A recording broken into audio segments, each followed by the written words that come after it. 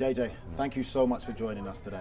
Thank you for having me. First question I have for you is, what lit the fuse for your love of EFL football?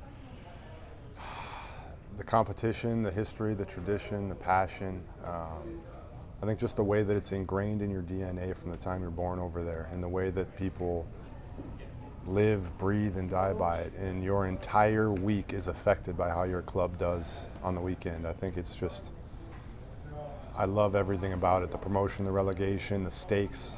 It's a beautiful thing.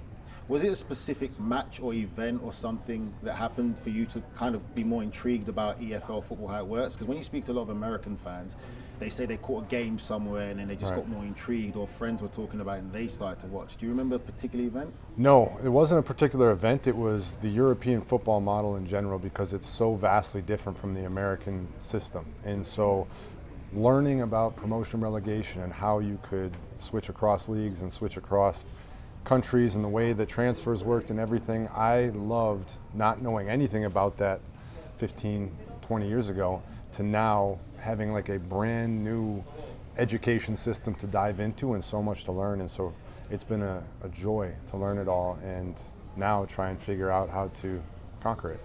Now you're from Pewaukee, Wisconsin, and you find yourself with a love affair in Lancashire with Burnley FC.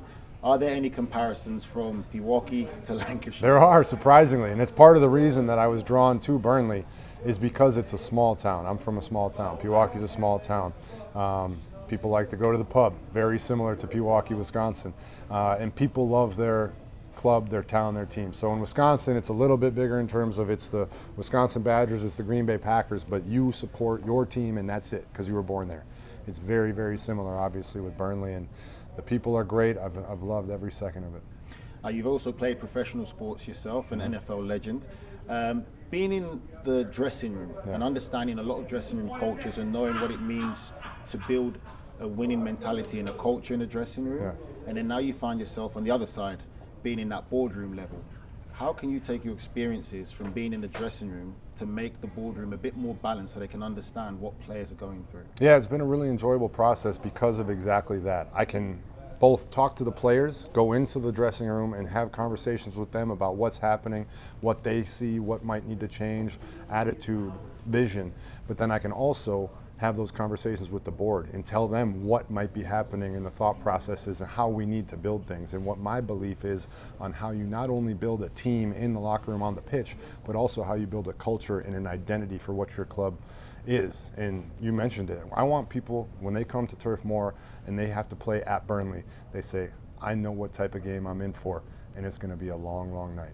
How do you continue to build that? You talk about Turf Moor and the fans and how passionate they are. How do you make it become a more intimidating place again, that players coming into that, like you said, entering the lines then, so to speak? Yeah, it's, as the transfer world continues to get bigger and bigger and crazier, it becomes more and more difficult. So that's why you have to have a true identity and a vision for what you're building and make sure the transfers you're bringing in fit that.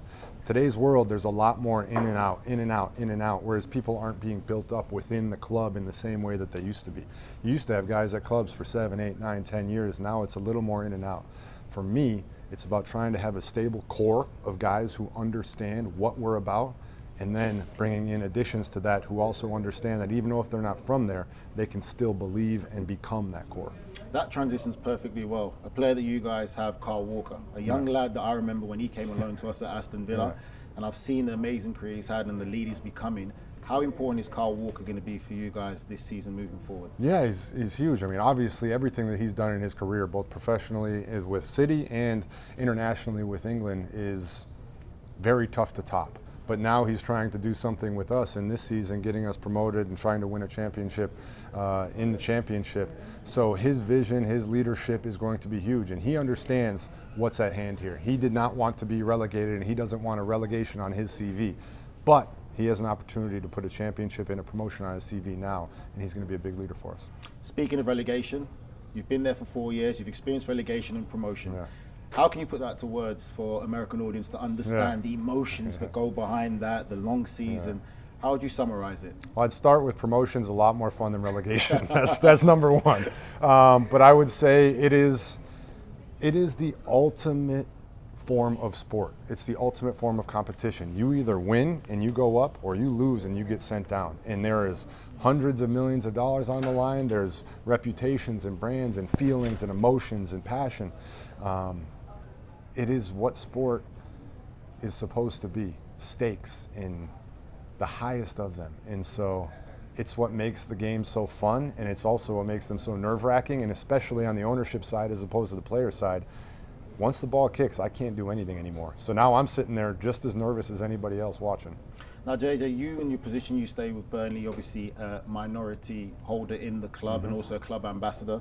I love how you've integrated into the community, and also with your milkman delivery skills. So I thought you'd be here bringing me some milk and maybe a shirt, but I see you come empty-handed today. Only if you would wear it and play for us on the pitch, you know? I've had enough claret and blue in my life. How involved were you in this new shirt and also bringing back the traditional crest? What did that mean to you, and what do you want it to mean for the fans? Yeah, I was extremely involved in this. It was a 2-year process, which shocked me that it takes 2 years to design a kit, but the going back and forth between the manufacturing process and getting prototypes and everything takes a long time. But this was extremely important to me because I wanted to build something that Burnley supporters are proud of. And I wanted to bring back that old crest because to me, A, it's my favorite crest, but B, it just represents our town and the tradition and the history, and it has the detail and the depth, and it's something that our supporters identify with. So I wanted to bring that back, and I wanted to do it in a special way, and I'm very grateful for the response. Now, you've had to do a lot of pressure in your professional career. Can you describe Burnley in 4 words? Normally I say 3, but I'm going to give you 4 words to put it out there. Gritty, tough, kind, claret. Yeah? Yeah. Okay. Yeah, I hope that works. Last one. Bangers and mash or a hamburger? I'm a big bangers and mash fan. Mushy peas out, but I'm still American at the end of the day. I'll go with the hamburger. You want a hamburger? Okay. Fish and chips or a hot dog? Fish and chips. Shepherd's pie or a nice steak? See, I like a shepherd's pie now. A steak and ale pie would win, but a shepherd's pie will not. I will go with the steak. JJ, thank you so much for joining us. Appreciate it. Good luck for the season. Thank you, my friend. Awesome.